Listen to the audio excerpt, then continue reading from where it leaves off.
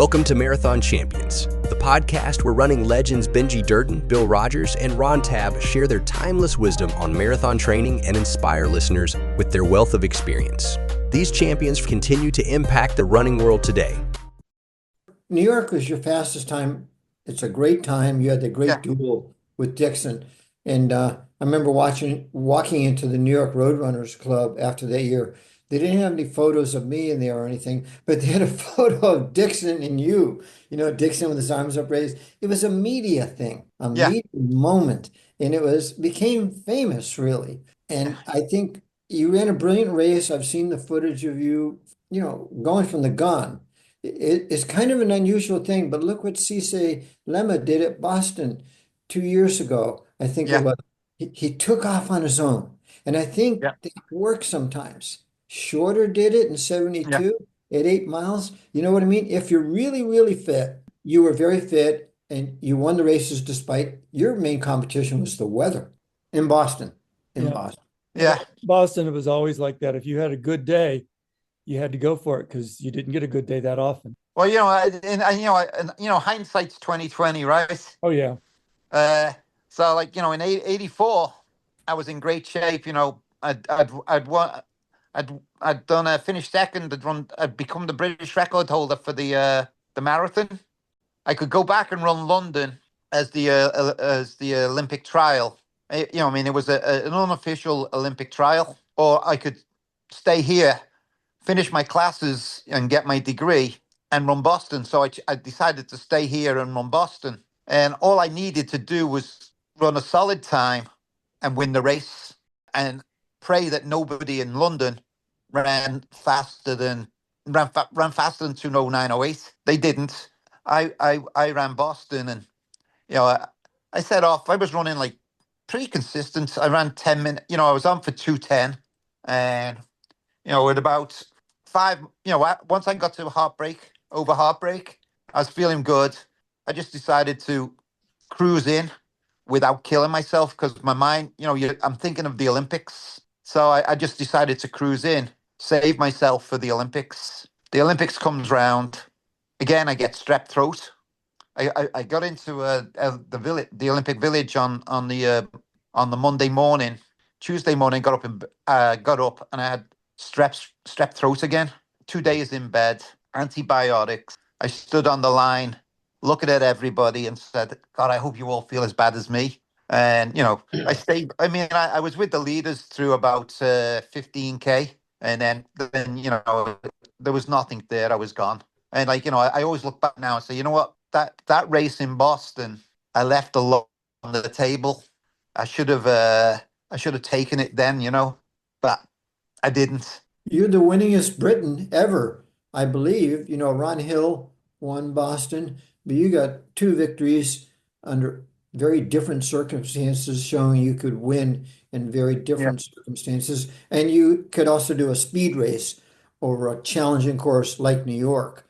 There's those 2 races, Boston, New York, we've all run, but most races today are flat pancakes designed for fast times, designed for the shoe companies. What do you think what's going on now? We know about the shoes, but do you think the biggest problem in the doping issue is the agents? Common sense is going to say, if a guy is caught doping, they should lose. They're banned for life, and the agent is banned for life too. Yeah, we all agree.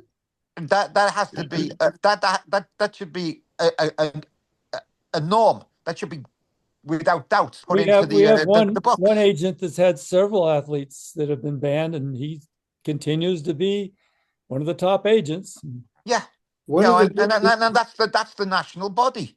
Yeah, our friend Mr. Coe should be hammering this out. Yeah, I think, Geoff, if he becomes the leader of the International Olympic Committee, nothing's going to change. You don't think so? Maybe. No, he's a politician now. Himself. He's a politician now. What's he done for the sport? To be honest, come on. Well, he loves the sport, though, Geoff. He does. Yeah, he might love the sport, but what's he done? He does and he doesn't. He's basically killed the 10,000. He's working on killing the steeple. He doesn't really like the sport that much. He's he's now got an event coming up that's not going to have the shot in it. I mean, let's face. Look, when he was the vice president of it was the IAAF. Yes, yeah, I think so. When the African guy got done for embezzlement and The Olympics in no, he was hiding all the drug tests on all these athletes and charging them money, and his son was doing it.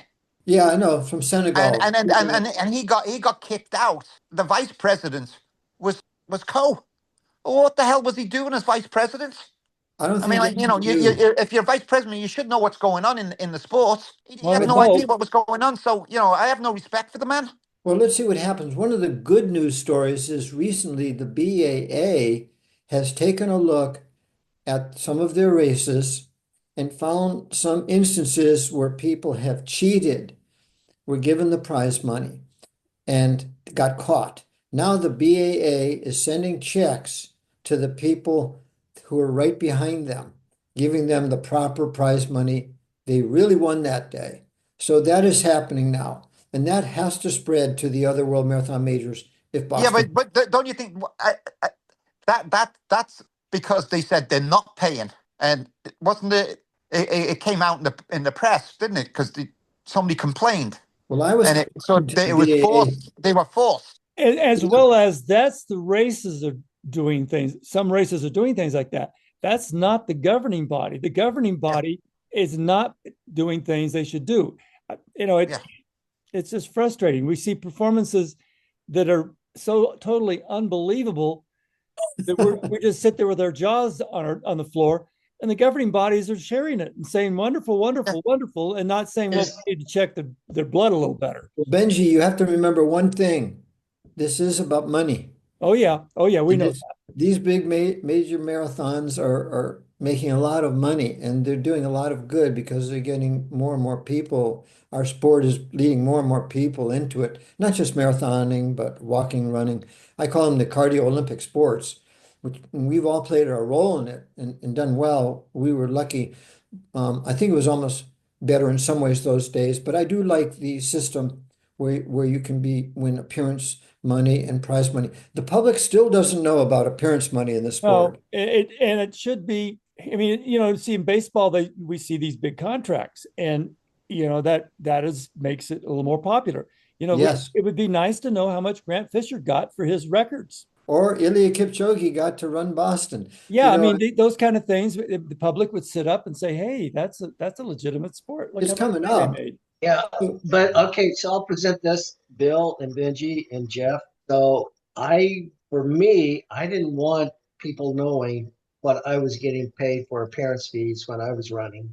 We couldn't.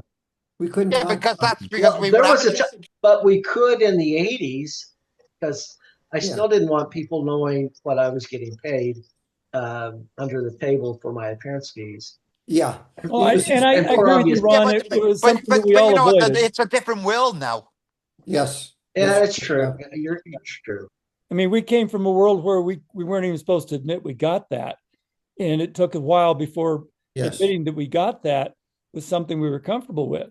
Now it's social media world. And anything. Yeah, if you think back to 84 and Nike was throwing out all these huge contracts, signing people for 10 years, $1 million. I mean, I remember that coming up in 1984. Well, Alan, the great American miler who ran 3:46, the young fellow from Virginia. What's his last name now? Webb. He got $1 million deal for 10 years, and I think a number of people did. The money's going to keep coming up. That's what I'm saying is the trajectory is to go up and up. This is a global sport, and we have an edge here with this sport. Even though some of the leadership doesn't recognize it or they don't think big. I don't think. Bill, I think there should be $1 million first prize at all the marathon majors.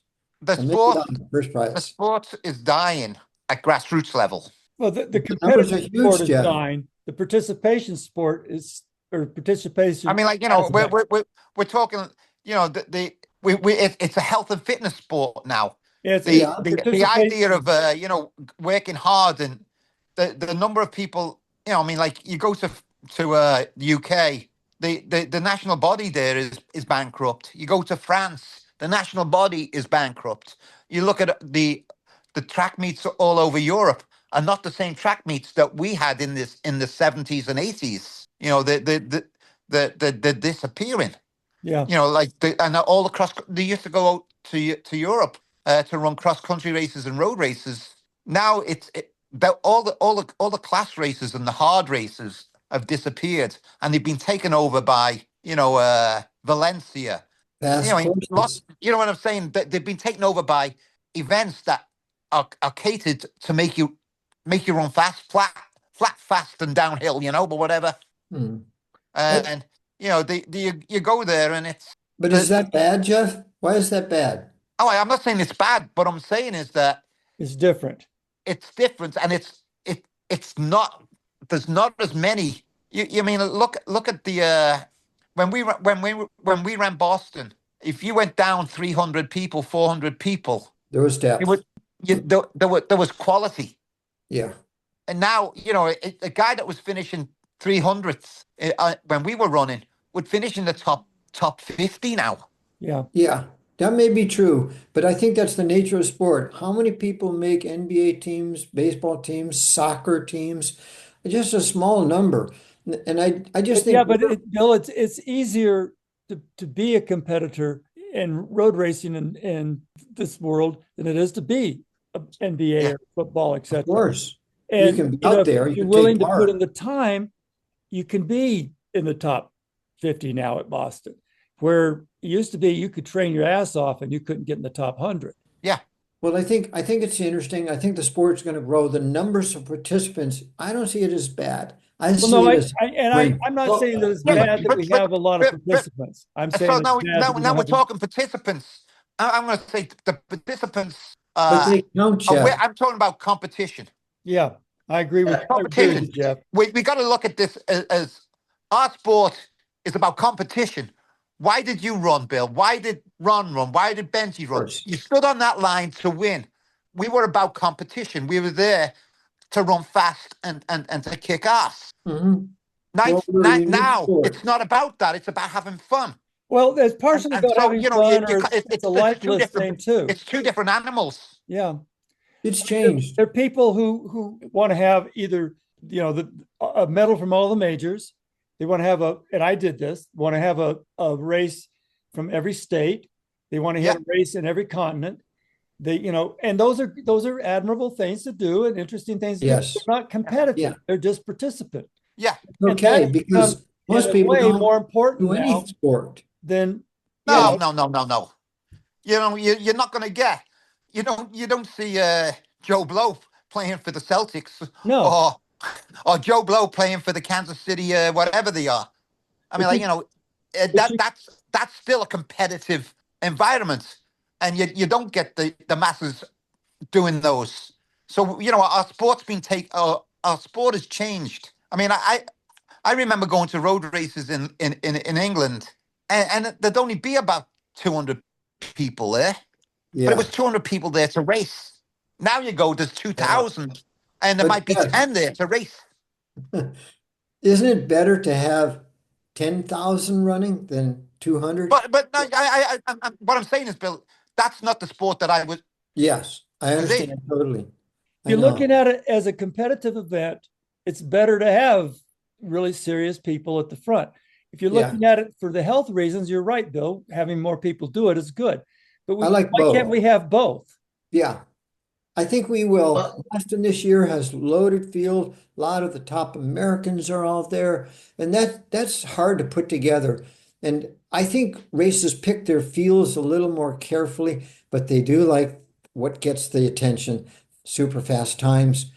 And nobody knows about the doping issue beyond people like us, Yeah. who really follow the sport, But overall, I still see the sport. We all had success in it, and we're lucky. And we're really lucky, I think. And the runners today, I would kind of hate to be out there running the Boston Marathon today, trying to race the top Kenyans or Ethiopians. I know many of them, most of them are clean and just train really, really hard. I think the environment for training, uh, we were on our own a little bit. Yes, you might have been with Athletics West, Benji, Well, Ron, Athletics West had nothing to do with my training.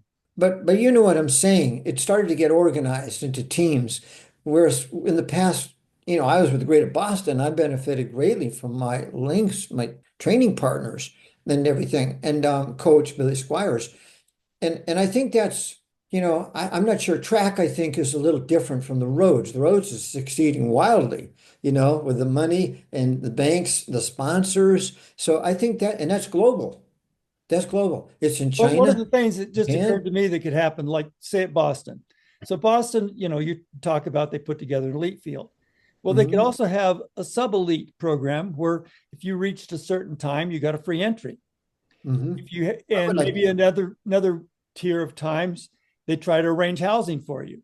And so they could fill up those spots after the first 20.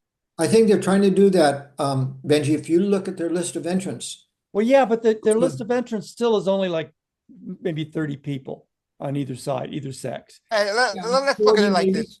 When we ran Boston in the 80s, well, the 70s and early 80s, the entrance fee was about $3-4.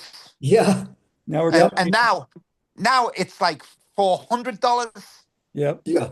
It's a money-making And and and and machine. and, and you've got to look. It's not the sport we were in. It's all about capitalists and entrepreneurs putting on events, and they're not interested in you and I. They're No. interested in bringing in the masses, Yep. and That's that's what true. our sport has become. Well, And most of those people that show up don't have a clue who the four of us are. Yeah, yeah, none of the four of us ran really. We didn't ever start with the idea that we were running for money. We were running because, We loved well, running. I we yeah. didn't loved think you could make running, money and we for the wanted to longest see time. It's just, we wanted to see what we were capable of doing. I know. Hey, I started Um, running to get 3 days off work. I started running in high school because I wanted a letterman's jacket, and then in college, I just ran, to become an All-American, and then Well, then post let me say collegiately, to you my then, Jeff and Ron, you what's sound Well, like that? a lot of the people in the race. Yeah, Someone who's just and a but beginner then and when I wants had a to. chance to toe the line against Frank Shorter and Bill Rogers and Don Cardon, I just posted something today with seeing those three in my first Boston Marathon in 1978, and I'm going, damn, I think about that, and for me, it was just an honor to hold the line with Yeah. three Olymp. I mean, those weren't the only Olympians on that in that race, but to toe the line with three Americans, and my aspirations, my goal was to try and only qualify for the Olympic trials, and as things evolved, I became more competitive at a higher level. And Hmm. I think that's probably in this, for Benji, I speak on Benji, probably you were the same. mhm. You kept seeing your uh, evolving as an athlete.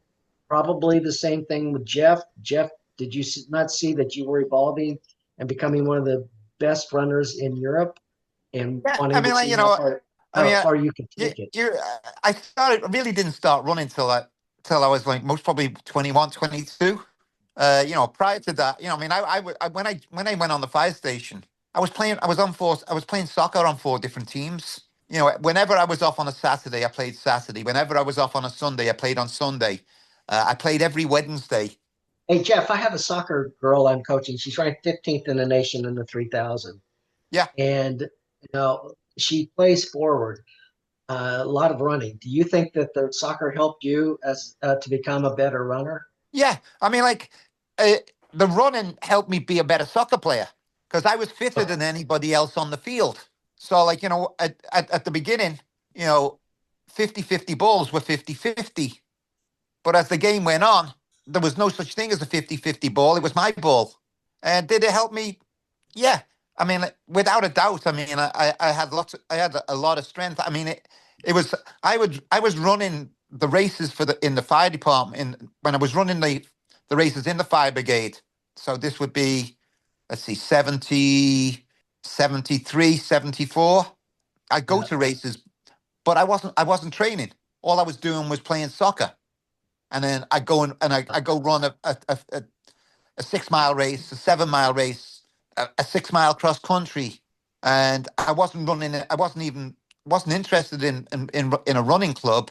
So, and I was finishing third, fourth, fifth. It wasn't about winning. I was going out for the day with the guys and going for a few beers afterwards. And I was getting the day off work to do it.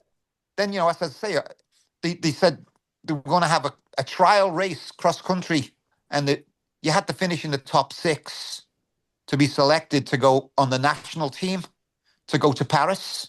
And I said, oh, I better do some training. I better get realistic.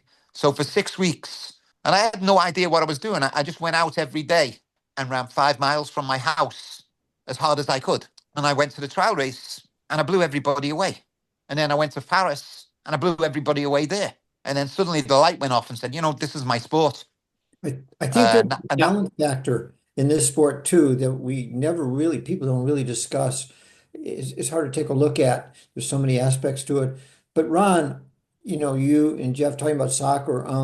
I think I've read a bunch of our top American women were soccer players, like in high school or part of high school, then transitions track. Because I think when you play a soccer game, you're running about 7 miles or something. Yeah, well, that's it. That's why I was asking Geoff if he thought it benefited him, because you look at Meb, Meb started off as a soccer player. Galen Rupp began as a soccer player. And this girl that I'm coaching, I have to adjust her training because she's a soccer player. She has a soccer match today. She had one yesterday, and she had a track meet on Friday. So I have to adjust her schedule accordingly. What year is she in? But she gets a lot, like you said, she's getting a lot. She's a junior. She has the 15th fastest time in the nation right now in the 3,000. And now I'd like to train her as just a runner, but I can't train her just as a runner because she's doing so much soccer, playing so much maybe soccer. next year she'll focus on one in terms of looking at scholarship. Yeah, I'm hoping she'll do that. So from a scholarship, and she's an honor student too. So pretty much be able to write her own ticket. That's usually the way. What's that, Geoff? That's not unusual that the top athletes are scholar students. Oh yeah, that's true. Would be. I look at the high school here, when my kids were there, and the top runners were, like valedictorian, or they were in the top 10 in the class. Huh. Yeah, all the kids that I'm coaching have extremely high GPAs. Geoff, you were at the Hyannis Marathon, half marathon, and other races today, I think, and yesterday. And I've been there. It's an old race, 47 years old or so. But yeah, Paulie finally decided to bring me in. Yeah, it's taken him 25 years to invite me. Well, now you know. Hey, Geoff. Hey, listen. Bill and Benji and I, all three, have won the Houston Marathon, and we've never been invited to go back there as a guest speaker. Yeah. They have the money, and they have the money to do it. Yeah, that's kind of a weakness. That they don't have the money to do it. They're paying all their executives so much friggin' money that they haven't got enough money to give away to anybody. Only the executives. You know what I think, Ron, Geoff, Benji? I think our leadership and the majors need a advisory board of athletes. It could be 3 or 4, 2 men, 2 women, to advise the people who run these big marathons. Why? Bill, but they're not interested. They're not interested in you and I. Yeah, the majors are only interested in bringing in 50,000 people. And you know what? If you didn't have any elite athletes there, the field would still be 50,000 people. Yeah. Because all they're interested in is getting the gong. And they're not interested in who wins the race. I know, but I'm not talking about that, the 50,000, that's a given. But I'm talking about how we fill the races, who's there. No, what I'm saying, Bill, is that those races, and how many from you? What I'm saying is that the people that are the executives, they don't care. Yeah, They and I don't don't know care how we about can us. how can we make them care? I don't see a way to make them care because I mean, yeah, they do usually want a good field, but as far as having athletes being advisors, they don't care what we think because they've already got everything they want. They've got the masses, they've got the fast times, and they've got the money. So what do we have that we could advise them I about? mean, if I was a race director of the Paris Marathon, I would be sure to have all my top French athletes in there. And I would not bring in so many others from many other Foreigners. countries Yeah. to sabotage that visibility for your own athletes. But see, That's Bill, what I you're think. thinking as a rational person, Yes. I was as just a going to say person the who's same not thing. trying to make a lot of money. A That's practical. not how this is done. You sound like, I don't know, you sound like an old timer, Benji. No, I But, sound like a I realist. mean, all you have to look. You've You have got to all be these. with it, Not be you've got all these, modern. and look at all these people that are running all these races. They're all non-runners. Well, not Well, all of them. I mean, Kerry not all of Pinkowski is them. a former Most of Most runner. of them them. are, though. I can tell you, for example, I have a relative, my former wife's sister's son, one of his two sons, is going to run Boston this year. And the wife is a runner and everything. And I was able to get a bib for this guy.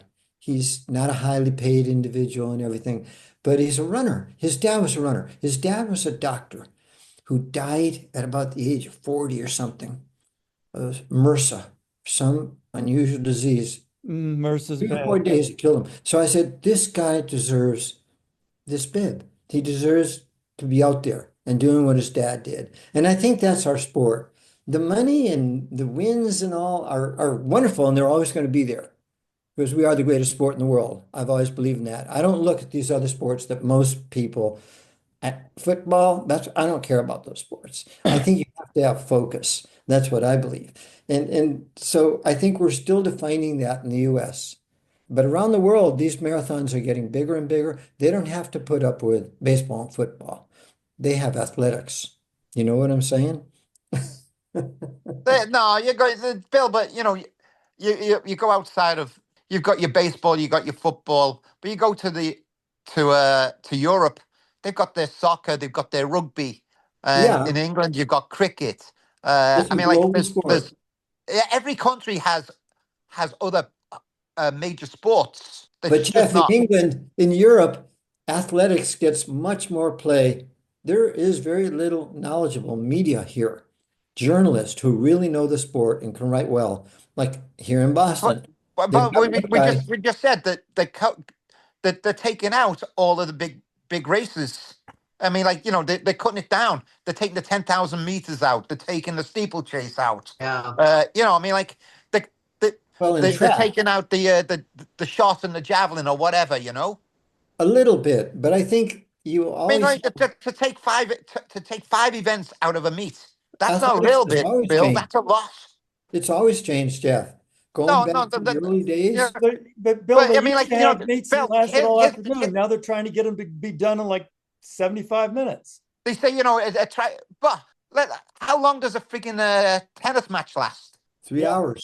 How True. long does a frigging golf tournament last? But Jeff, those sports are not played all over the world at high levels. You know, golf Pretty and much golf and tennis are pretty much worldwide. They may not Yeah. have athletes from every country, but they have tournaments in pretty much around the world. they get good I mean, news, but mainly let's here. say, I mean, like a golf tournament.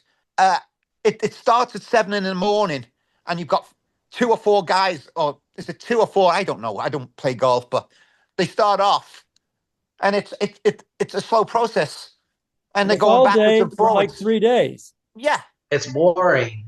It's very Yeah. exciting. You know why? So how can they say that, a track meet's too friggin' long?